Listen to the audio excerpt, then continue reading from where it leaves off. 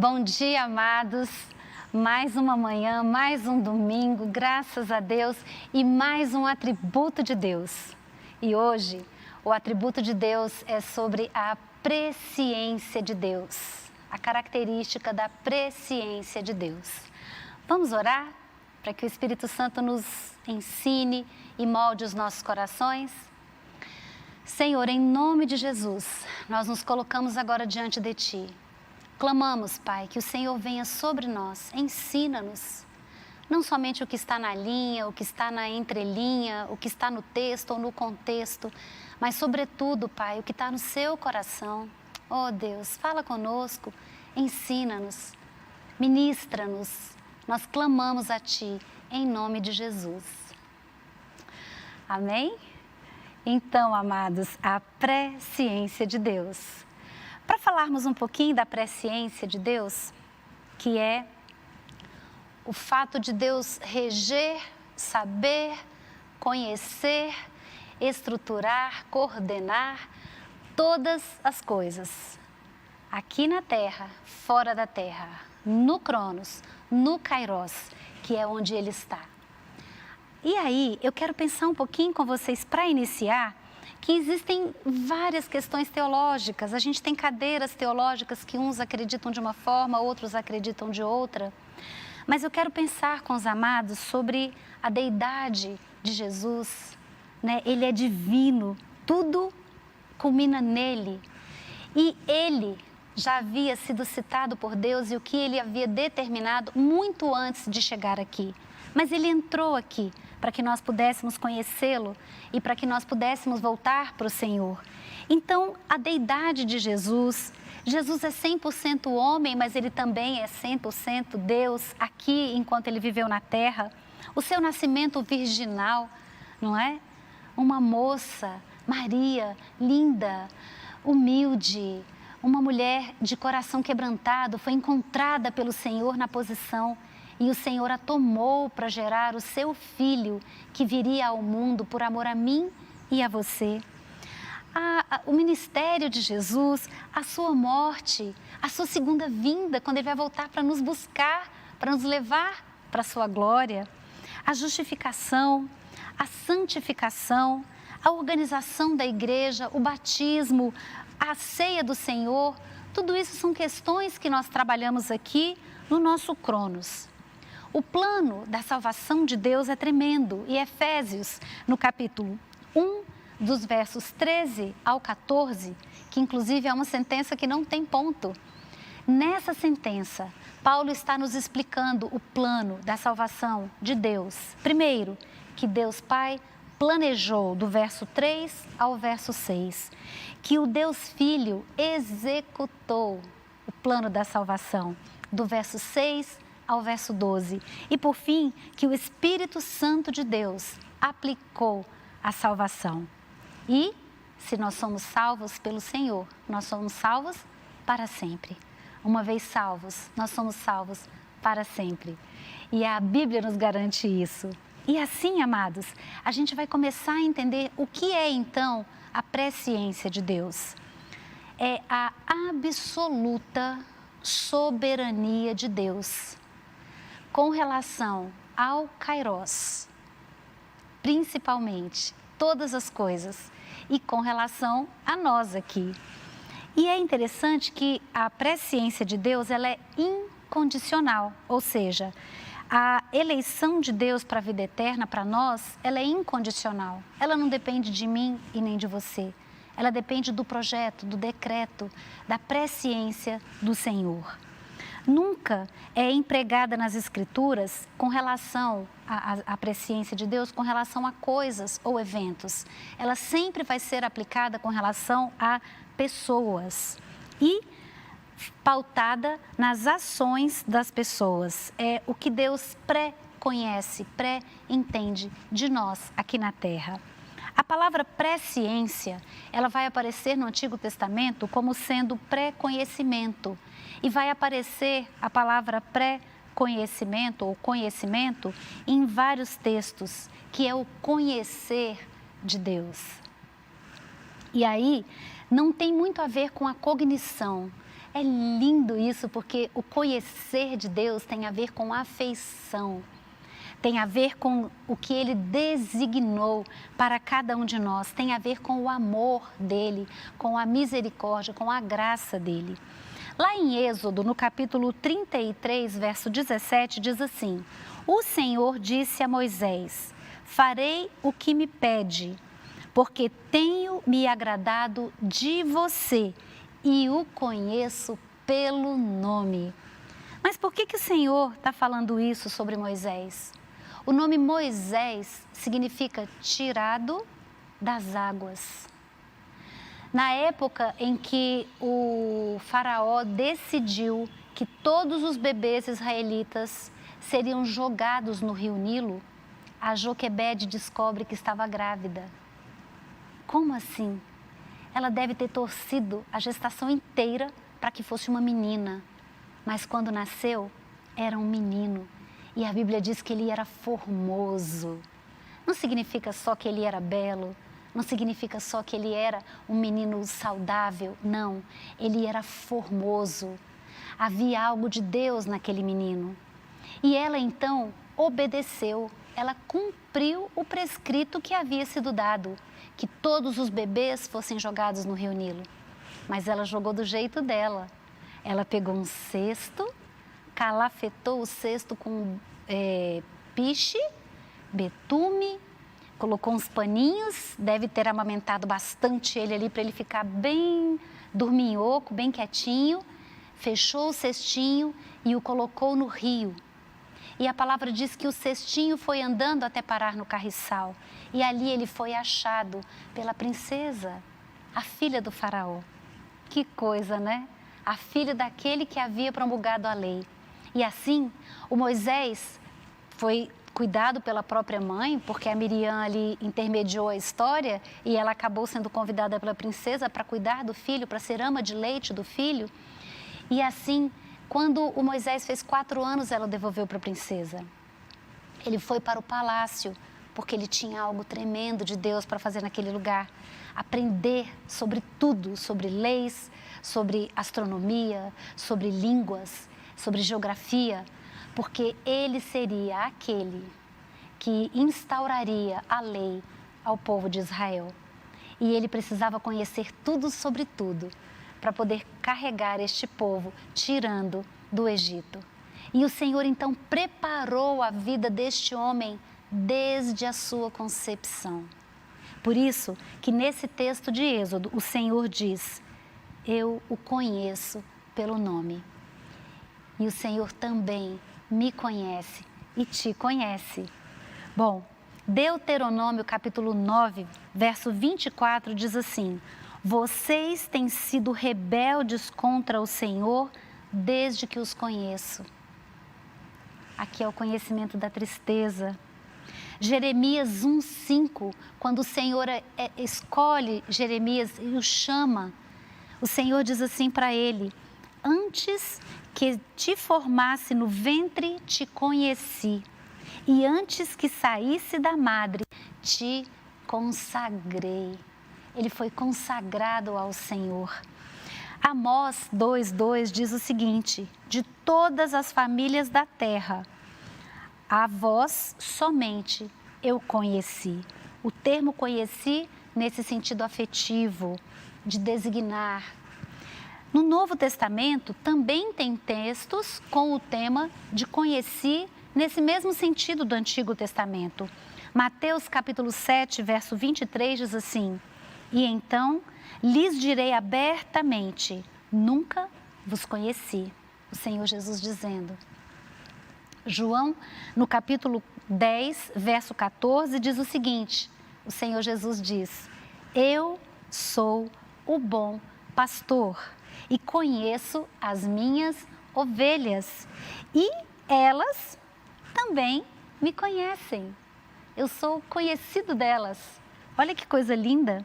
1 Coríntios, capítulo 8, verso 3 diz assim: mas se alguém ama a Deus, esse é conhecido dele. 2 Timóteo, capítulo 2, verso 19 diz: o Senhor conhece os que são seus. Bom, mas também nós temos textos no Novo Testamento que vão usar exatamente o nome deste atributo de Deus, presciência. Atos, capítulo 2, verso 23, diz assim: a este que vos foi entregue pelo determinado conselho e presciência de Deus. Aqui o Lucas está falando de Jesus, que foi entregue pelo determinado conselho e presciência de Deus. Romanos 8, verso 29, diz o seguinte: porque os que dantes conheceu, também os predestinou para serem conformes à imagem do seu Filho, a fim de que ele seja o primogênito entre os irmãos. Jesus desceu, entrou, encarnou como o Filho único. O Senhor disse que ele deu o seu único Filho. Depois que Jesus entrou, viveu, fez todo o seu, trabalhou em todo o seu ministério, morreu e foi assunto aos céus, ele volta como primogênito. E nós vamos voltar depois dele. Ele foi o primeiro, nós seremos os outros. Romanos 11, 2 diz o seguinte: Deus não rejeitou o seu povo que antes conheceu. Graças a Deus. 1 Pedro, capítulo 1, verso 2, diz o seguinte: Pedro, apóstolo de Jesus Cristo, aos estrangeiros dispersos no Ponto, Galácia, Capadócia, Ásia e Bitínia, eleitos segundo a presciência de Deus, Deus Pai, em santificação do Espírito Santo, para a obediência e aspersão do sangue de Jesus Cristo. Graça e paz vos sejam multiplicados. Ainda Pedro nos fala na sua primeira carta, capítulo 1, verso 20. Mas o precioso sangue de Cristo, como de um cordeiro imaculado e incontaminado, o qual, na verdade, em outro tempo, foi conhecido antes da fundação do mundo, mas manifestado nestes últimos dias por amor de vós. Olha que lindo! O Senhor foi manifestado. Ele veio ao mundo e foi escolhido antes da fundação do mundo, por amor a mim e a você. Bom, pessoas é que Deus declara que de antemão conheceu, pré-conheceu, e não necessariamente coisas ou eventos, né? Como a gente já tinha dito. Então, o decreto e o conselho de Deus é a base da sua presciência. Por que ele tem a presciência? Porque foi ele quem decretou todas as coisas.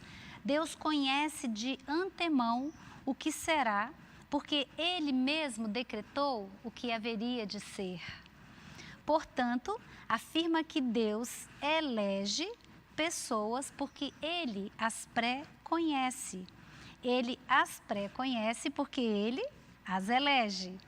A eleição faz parte da soberana vontade de Deus. Ele é soberano e é ele quem decide. E através dos seus decretos, ele firma todas as coisas. Mateus capítulo 11, verso 26 diz: ele escolheu os que escolheu, não sabemos e só podemos dizer: sim, ó Pai, porque assim te aprouve. O Senhor faz como ele quer. Nós não sabemos e a nossa cabeça é finita, então nós não temos condições de entender o Deus infinito. Não temos como saber o que está na sua mente, mas através dos seus atributos, das características que lhe são dadas por ele mesmo, nós então podemos entender, tentar entender quem de fato ele é. Segundo Tessalonicenses, capítulo 2, verso 13, diz o seguinte: mas devemos sempre dar graças a Deus por vós, irmãos amados do Senhor, por vos ter Deus elegido desde o princípio para a salvação, em santificação do Espírito e fé da verdade. O Senhor nos elegeu antes. Romanos capítulo 8, verso 29, que nós já lemos, agora eu gostaria de fazer um adendo, porque ele diz o seguinte: os que dantes conheceu também predestinou para serem a imagem do Filho. Nós fomos predestinados para sermos a imagem de Jesus, uma cópia de Jesus. E aqui nós somos a carta escrita de Jesus e podemos mostrá-lo para outras pessoas. Aqueles que dantes conheceu, predestinou para serem conformes à sua soberania, à sua presciência, o seu decreto. Quando o Senhor fala para nós, no texto de Romanos 8, 29, ele diz: porque dantes conheceu e também predestinou, ou seja, crer não é um ato meritório. Eu não tenho como fazer nada para ser salva, para agradar ao Senhor, porque eu sou pecadora. Eu não tenho como fazer obras, porque eu sou boazinha, porque eu mereço. Isso não existe. Os cristãos vieram a crer pela graça e tão somente pela graça. Eu e você fomos eleitos e podemos, pela graça, que é de graça, então chegarmos até o nosso Senhor, chegarmos diante de Deus. Deus não somente conheceu o fim desde o princípio, mas Ele planejou, fixou, predestinou tudo desde o princípio. O propósito de Deus é o fundamento da sua presciência. Assim, nós fomos escolhidos, embora pecadores e incrédulos. Eu era pecadora e não tinha fé. Então, o Senhor veio até mim através da graça, e é de graça. E assim, em Atos capítulo 18, verso 27, Lucas escrevendo, a igreja, ele diz: querendo ele passar a Acaia, o animaram os irmãos e escreveram aos discípulos que o recebessem, o qual, tendo chegado, aproveitou muito aos que pela graça criam. Aqueles que pela graça creram, foram ajuntados, foram recebidos. Ainda em Romanos, capítulo 11, verso 5 diz: assim, pois, também, agora, neste tempo, ficou um remanescente, segundo a eleição da graça.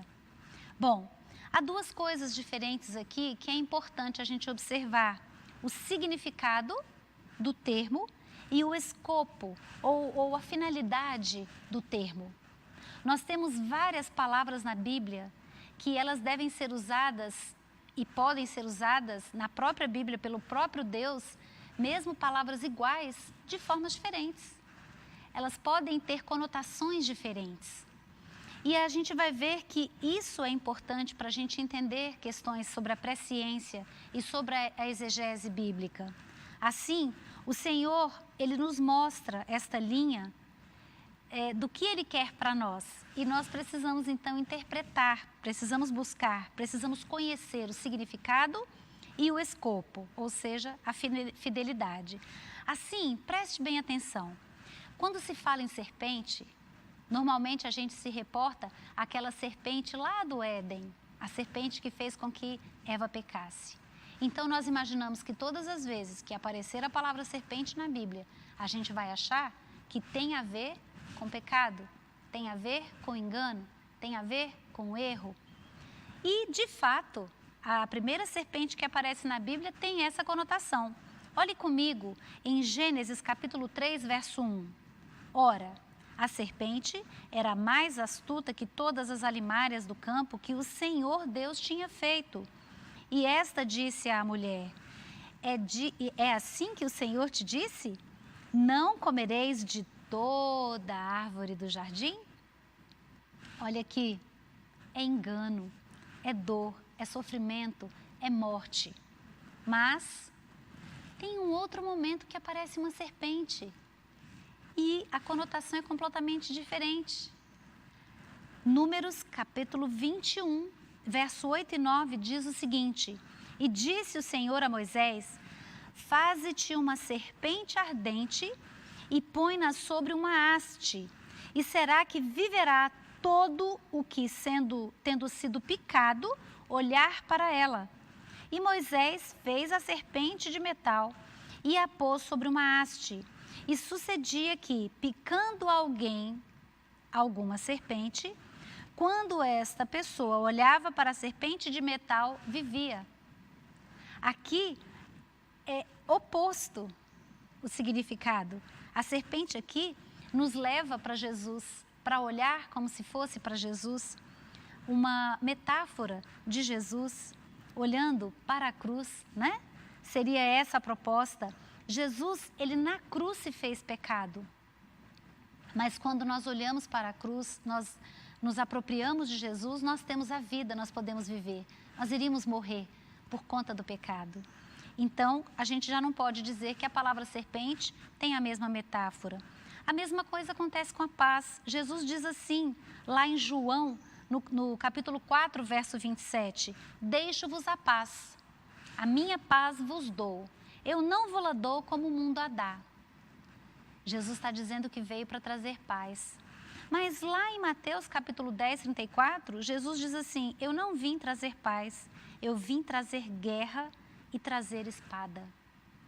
Então, a gente precisa entender a palavra e o contexto no qual ela está inserida. A mesma coisa a palavra mundo.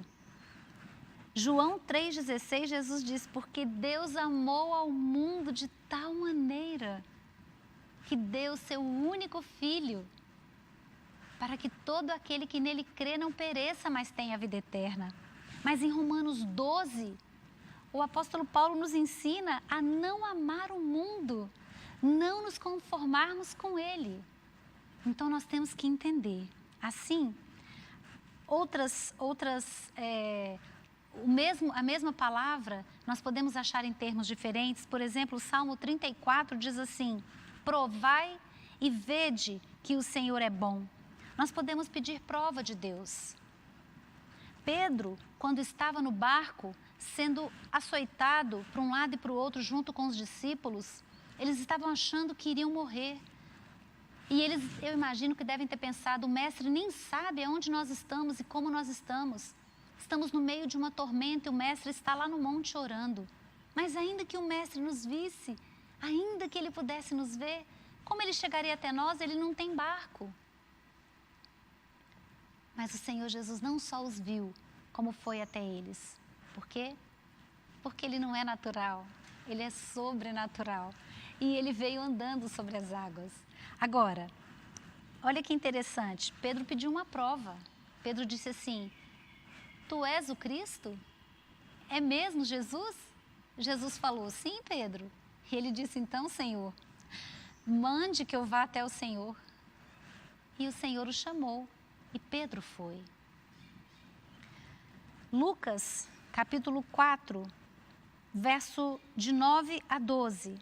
Se tu és filho de Deus, lança-te daqui lá embaixo, porque está escrito, darás ordens aos teus anjos acerca de ti que te guardem e que te sustentem nas mãos, para que nunca tropecem com o pé em alguma pedra. E Jesus, respondendo, lhe disse, não ponha à prova o Senhor teu Deus. Pedir prova? Por Deus a prova? Nunca, jamais. E o próprio Jó vai dizer que o Senhor o prova. Então nós podemos pedir prova? Sim. Colocar Deus à prova? Não, nunca. E o Senhor vai nos provar? Sim. Ele nos prova porque Ele nos quer ver purificados, como Jó vai dizer que foi, purificado como ouro. Agora, existem alguns enganos sobre a presciência. Por exemplo, que a eleição, ela se baseia na presciência porque o Senhor já viu o que iria acontecer no futuro. E o Senhor iria ver quem que era melhorzinho, quem era mais dócil, quem era mais gente boa. Então já que o fulano é gente boa, então vai ser ele. Não. Amados, não é assim que funciona. Assim, nós estaríamos colocando Deus na mão do homem e não o homem na mão de Deus. E, na verdade, nós estamos na mão de Deus. É Deus que sabe de todas as coisas, porque Ele é presciente e Ele predestinou para a salvação. Essa teoria está completamente errada e tira a independência e a presciência de Deus. Faz com que os seus decretos sejam pequenos e anulados diante da criatura. Efésios capítulo 1, de 3 a 6, é o texto magno que vai nos falar o seguinte: bendito é o Deus e Pai de nosso Senhor Jesus Cristo, o qual nos abençoou com todas as bênçãos espirituais nos lugares celestiais em Cristo, como também nos elegeu nele antes da fundação do mundo. Nos elegeu nele antes da fundação do mundo. Todas as coisas no Kairós de Deus já estavam arquitetadas, decretadas. A presciência de Deus já tinha organizado todas as coisas para que fôssemos santos e irrepreensíveis diante dele em amor. E nos predestinou para filhos da adoção por Jesus Cristo, para si mesmo. Ele nos adotou para Ele mesmo. Olha que coisa linda. Segundo o beneplácito, o consentimento da sua vontade, para o louvor da sua glória. Ele, na sua presciência, já tinha determinado todas as coisas por causa da sua vontade. E assim, Ele elegeu a mim e a você antes da fundação do mundo. Verdade, então, é que as Escrituras afirmam que Deus, em sua sabedoria, escolheu quem Ele quis, alguns recipientes de seus favores, sendo que todos estavam condenados. Toda a humanidade estava condenada. Atos 13, 48. E os gentios, ouvindo isso, alegraram-se e glorificaram a palavra do Senhor e creram todos quantos estavam ordenados para a vida eterna. Creram tantos quantos estavam ordenados para a vida eterna. Isso é a presciência de Deus. A eleição não é o que me leva a aceitar a salvação, mas é a recepção da salvação que me valida como um eleito. Romanos, então, 8 e 29, ele vai começar com o porquê. Porque os que dantes conheceu, também os predestinou para serem conforme o Filho de Deus. E aí, ele vai explicar depois por que começa com porquê. Porque lá no 28, o texto diz o seguinte: todas as coisas contribuem juntamente para o bem daqueles que são chamados pelo seu decreto. E aí sim, por quê? Porque dantes os conheceu e os predestinou conforme a imagem do seu Filho. Bom, assim é que a presciência de Deus se baseia no seu decreto. Salmo 2:7, falando de Jesus, diz o seguinte: proclamarei o decreto. O Senhor me disse: tu és meu filho e eu te gerei. Tremendo. Bom, Cristo, aquele que deixou toda a sua glória, se esvaziou de si mesmo, entrou no mundo por amor a mim e a você, para cumprir a presciência de Deus, para cumprir os decretos de Deus, para vivenciar o amor de Deus. Assim, nós vemos em Isaías 42, verso 1, eis aqui o meu servo, a quem sustento, e meu eleito, em quem me apraz a minha alma. pus o meu espírito sobre ele. Ele trará justiça aos gentios. Ele foi escolhido para realizar um propósito. Na encarnação, ele tomou a forma de servo.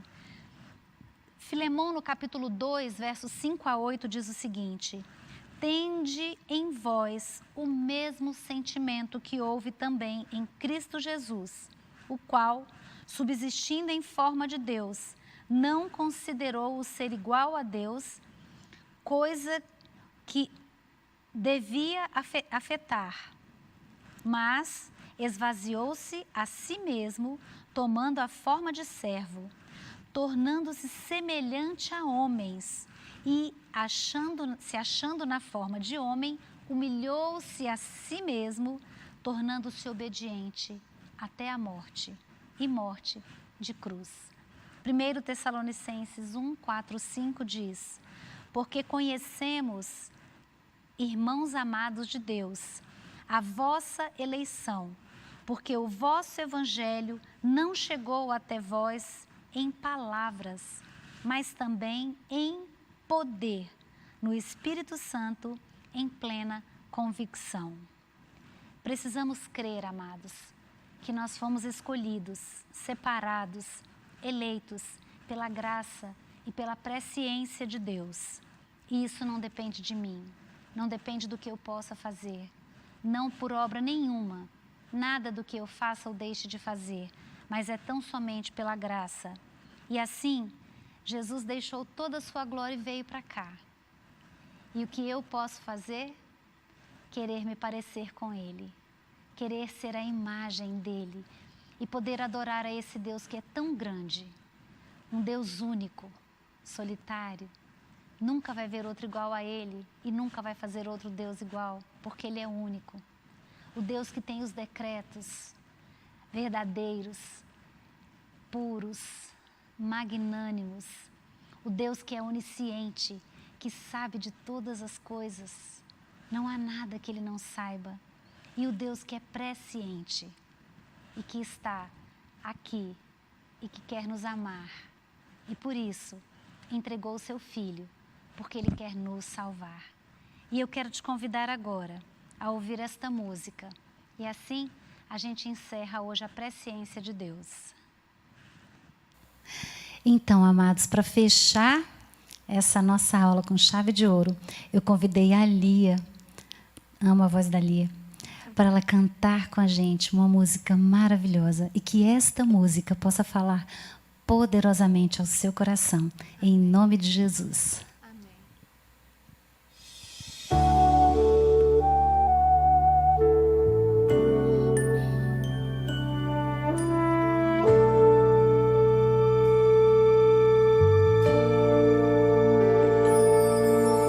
Jesus deixou toda a sua glória, veio ao mundo como homem para nos salvar, viveu aqui e conheceu nossas dores, mas tudo Ele sofreu e venceu em nosso lugar, para nos mostrar que o Criador, o único Deus, nos ama e deseja restaurar. Seu perdão vai além dos céus, nenhum monte é tão alto, nenhum vale tão profundo como o amor do nosso Deus. Grande, tão grande, alto, tão alto, fundo, profundo, é maior que o mundo, mas é pequeno, cabe lá dentro do coração de quem se entrega ao Salvador.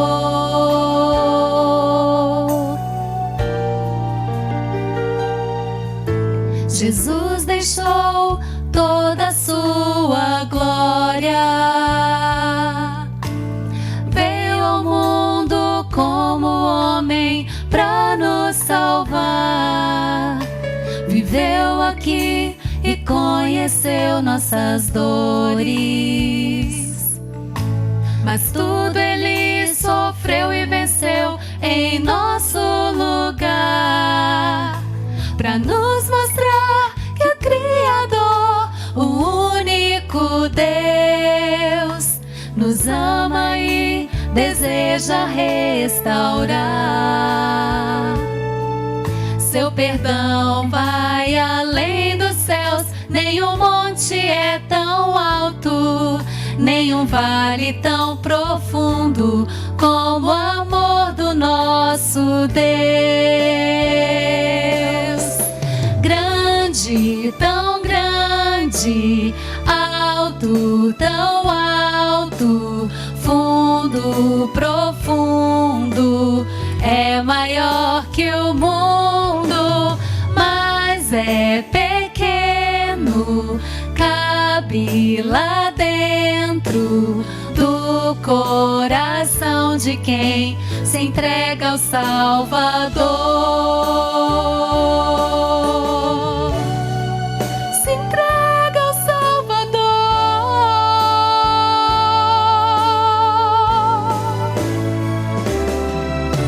Você também, meu amigo, precisa abrir o seu coração e receber o amor de Deus, se entregando a Jesus. Grande, tão grande, é muito grande, alto, tão alto, é tão fundo, profundo, é maior que o mundo, mas é pequeno, cabe lá dentro do coração de quem se entrega ao Salvador. Grande, tão grande, é muito grande, é tão fundo, profundo, é maior que o mundo, mas é pequeno, cabe lá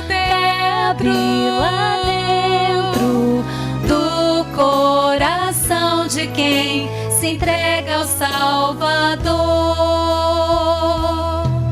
Seu perdão vai além dos céus, nenhum monte é tão alto, nenhum vale tão profundo como